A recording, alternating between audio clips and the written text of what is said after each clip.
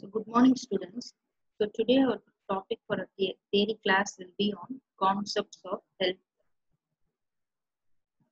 So for each class, the student must have certain learning objectives by which they can master their topic.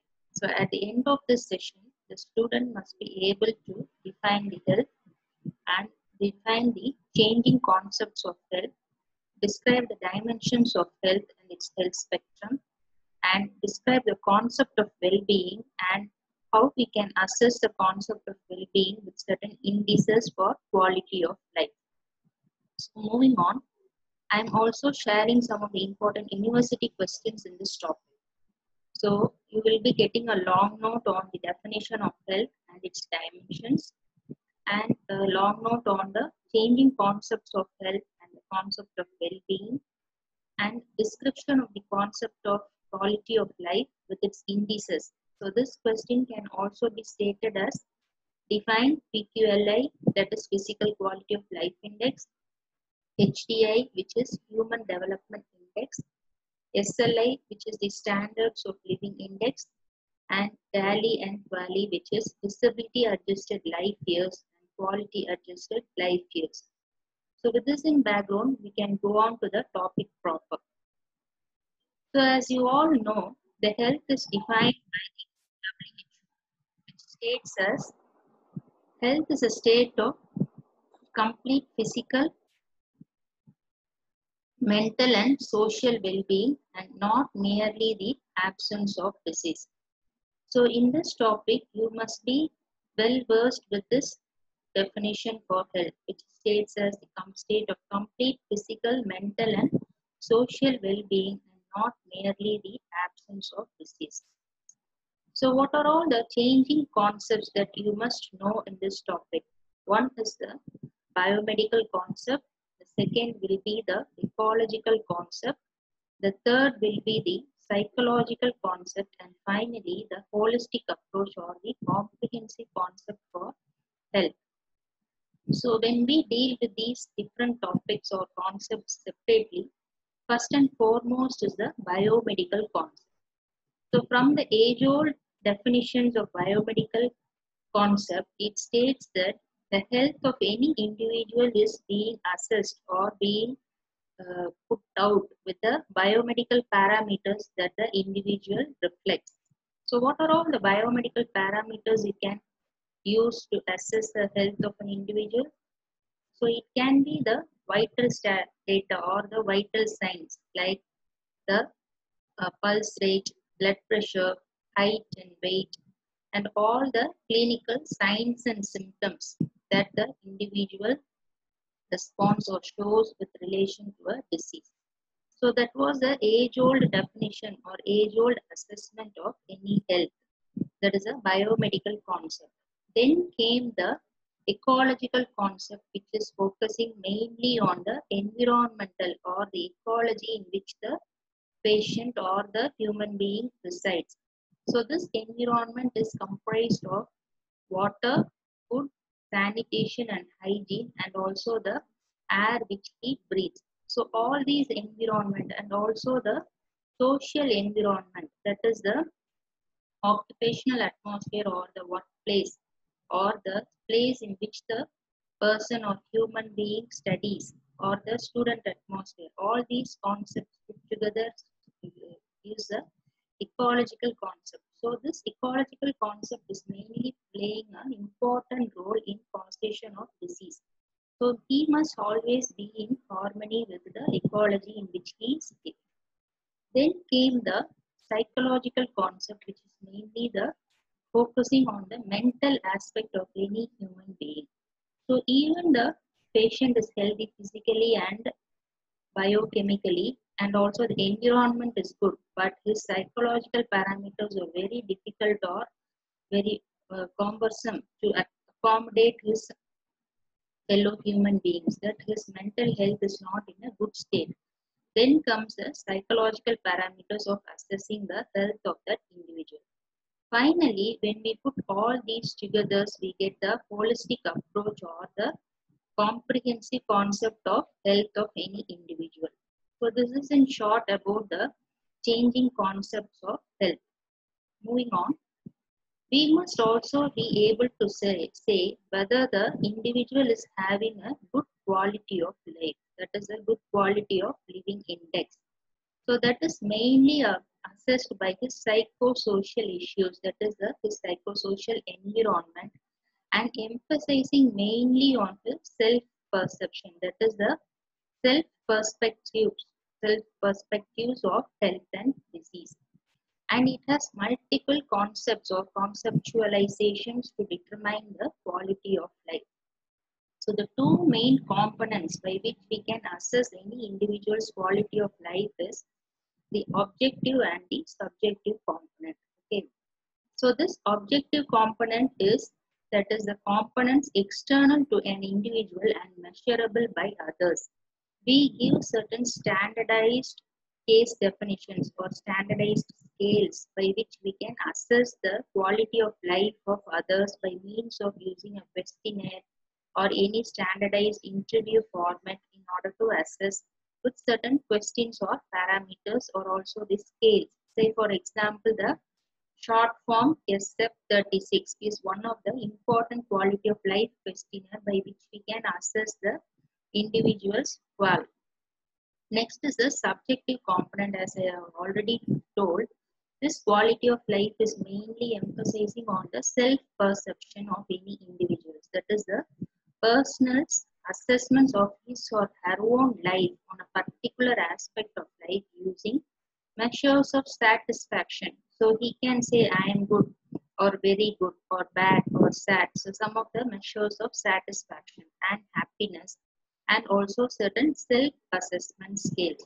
So finally, you must be able to say whether the patient is having a good quality of life or a bad quality of life. For that, we have two components of subjective assessment and objective assessment. Okay. So moving on to the next is the health is always dependent on certain dimensions of the human being. So there are important dimensions I have cited in a diagram, that is or a pie chart. That is a physical dimension and the emotional dimension, intellectual dimension, the spiritual dimension, social dimension, the occupational environment in which the person lives, and finally the environmental dimension. So health is always called as wellness or the wellness behavior.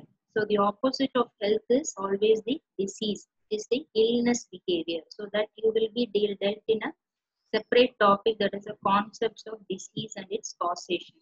So in this concepts of health, you must be well versed with the dimensions and the determinants of health. It is an important long note for your university. So moving on to the individual dimensions. So what do you mean by the physical dimension? So whenever we see a person or the external appearance of a person, we can say that the person is healthy. For that, we have certain assessing parameters to look the person under physically to say that he is having a perfect functioning of his own body.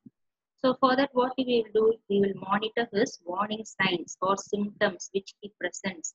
Like for example, anemia, certain important signs or symptoms will be easy fatigability, dizziness, okay, tiredness. So these are some of the early warning signs we can assess anemia. And if the person is having any drug abuse or substance abuse or sleeping disorders, he will look very pale and unhealthy in his external appearance. He won't have a good physical appearance. He will be always drowsy and dull. And for this, for signs and symptoms, whether he has a good health seeking behavior, that we can also assess by a questionnaire. That is the health seeking behavior is we have to assess the perceptions of the severity of the disease and what are all the benefits he gets from seeking the help, and what are the barriers in him to seek the help, and finally what is self-perception or self-actualization of this disease. So that is also assessed by certain parameters physically. And important and foremost is the lifestyle modifications, which we can assess physically by this obesity index, that is the body mass index. Okay. So these are some of the parameters by which we can assess the physical dimension of health. So this physical dimension of health is the first and foremost or the first point of contact for any individual to a doctor. That is comes under the doctor-patient relationship. Next will be the important is the mental dimension. So any person, though he is physically fit and healthy, he must have a good mental behavior. That is, we describe it as free from internal conflicts. Okay, so he must be free from his internal conflicts. That is, he must have a well and behaved mental behavior so that he can move about with his surroundings and his colleagues. So he must engage in exploration and understanding new ideas. And also, if he is migrated to a new place, so he must be culturally and intellectually accommodating to that new place. That is reflects his mental behavior. Okay, and also he must have a maintain in a balance of life, and also he must have some setting priorities. For that, he must have this intelligent coefficient or the quotient by which we can assess his mental well-being. And he must always have an optimistic approach. He must be able to accept criticism, both constructive and destructive criticism from others. He must be able to accommodate or move around easily with his colleagues. So these are all some of the mental parameters by which we can assess the mental health of the individuals. So he must always have a harmony between himself and his colleagues. That is the mental dimension. Next is the spiritual dimension. So this is also very important by which we have assessed that spiritual dimension of the individual. So it is explained by a heading that intangible something that transcends physiology and psychology. So a person may be well behaved in the presence of others, but when the others are not present in a particular environment, he might not have the habit of behaving himself. So then in that place, we have some intangible source or with the intangible what energy for which we are accountable. So that intangible source is called as God by different religions. Okay, so a positive energy for which we are answerable. So it includes like the ethical principles like integrity, principles of ethics or autonomy, and purpose in life. What is the purpose of his life in this world? And his values and morals and customs, and committed to someone who is a higher being, who is answerable to a person who is an intangible, some energy, positive energy. So that is a spiritual dimension. So this can be achieved by prayer and meditation, peer group support, yoga, and pilgrimages. So these are some of the strategies by which we can achieve this spiritual dimension. So if this spiritual dimension is in place, all the other dimensions will automatically fall into its place. That is the final dictum you must know. And moving on will be the social dimension. So this is in the present century, it is being very much focused on the social issues. Okay. So due to the increase in growth in industrialization and urbanization, and also there is a movement of population due to trade and travel, education and occupation, this social dimension is forming an important role in causing the health and disease in any individual. So whether the person is in harmony within himself, between the individual and the environment in which he lives. Say for example, for the student, what is the immediate environment? Is his class and is the college in which he studies. Say for an example, for a faculty or any other worker, the surrounding will be his factory or the college in which he works or the office environment. So there must be a harmony between himself and its surrounding immediate environment. So this is mainly contributing to the welfare of himself and also the community in which he resides.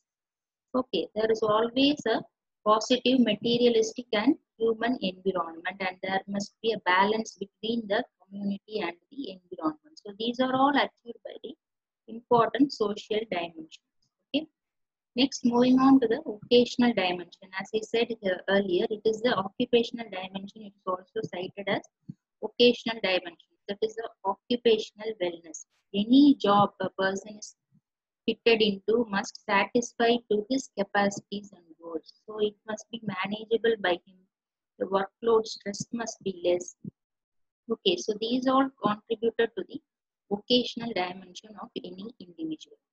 Then moving on will be the environmental dimension. Okay, so what do you mean by the environmental dimension? So what are all the factors under this environment? Okay, so these are the mainly the air, water, and the land pollution and noise pollution. So these will affect the environment at a very drastic rate. Okay, so they cause air pollution, water pollution, and noise pollution, and the land pollution also is caused by the present generation. So we must be aware of these pollutions, and we must use the energies in a reusable and renewable form so that the future generations will not be affected by these lack of these important resources in our earth. So bring awareness of the earth's resources and minimize the behavior that causes the environmental hazards. Okay, like creating more of air pollution or industrial outlets, and also contaminating all the water bodies by means of the factory outlets. So these are some of the harmful human behavior by which we can destroy the environment. And this is by the man-made resources. Why we create an environmental hazard by ourselves. Sometimes this environmental dimension will also be affected by the natural extremes of climates in the nature. That is a natural cause of disaster, that is the global warming. And we always must have a harmony between the flora and fauna in which we are surrounded. So this forms the environmental dimension of any individual. Moving on, one must understand or imbibe the concept of health spectrum. Okay, so when these all dimensions are in good position and good spectrum, we have a good healthy or the wellness behavior of this individual. So when this is altered, okay, we go in for sickness or the pathogenesis phase. So this pre-pathogenesis phase is always brought about by the early diagnosis and treatment strategy. So for any individual, he is always having a positive health with all the positivity in the dimension so far we have discussed. Then comes the betterment of health. Then comes the freedom from sickness. So these are some of the upper line strategies in a health spectrum. So when these dimensions are at stake or we are not in harmony with these dimensions that we have discussed so far, we will cross this red line and come into the iceberg phenomenon or the unrecognized sickness. So this unrecognized sickness will lead on to the pathogenic and clinical horizon of mild sickness. Then comes the severe sickness and signs and symptoms, and finally the person may die. Okay, so this is the health spectrum. You must be well versed in order to understand what is the pathogenesis phase and pre-pathogenesis phase of any disease causation. Okay, so this concept of spectrum of health can also be described by the iceberg phenomenon. So the iceberg which is submerged, that's the major portion of this iceberg is submerged under the water. So that is the part of illness which we are unable to detect by signs and symptoms. So for that we have to go in for certain diagnostic strategies in order to bring out the disease which is hidden under the water, that is the iceberg. So that is an asymptomatic state which the clinician misses. Whereas the iceberg which is visible to us is the symptomatic state, that is the signs and symptoms which the patient shows. Okay. So as I said earlier, the concept of well-being is assessed by certain indices, that is the standards of living index, the level of living, the quality of life, and the physical quality of life index and human development index. So in these things, you must be well versed with the last two, that is the physical quality of life index and the human development index. Okay. So this physical quality of life index is a dimension in which there are many other parameters for assessing this dimension. So you can remember easily as L and I. So the literacy rate. Okay. So life expectancy at the age 1. Then literacy, life expectancy at age 1 and infant mortality. So these are the three parameters by which we can assess the physical quality of life index. Then comes the HDI, that is the Human Development Index. That is by the parameters of knowledge, income and life expectancy at birth. Okay. So this is in short about the quality of or the concept of well-being. And the quality of life, as we have already discussed, is subjective and objective component. Okay. And the standards of living is assessed by the resources or components by which we assess a person, like the education, occupation, the resources he enjoys, the food he consumes, the environment in which he lives. So there are certain important parameters by which we can assess the standards of living. Okay, so these are some of the concepts of well-being.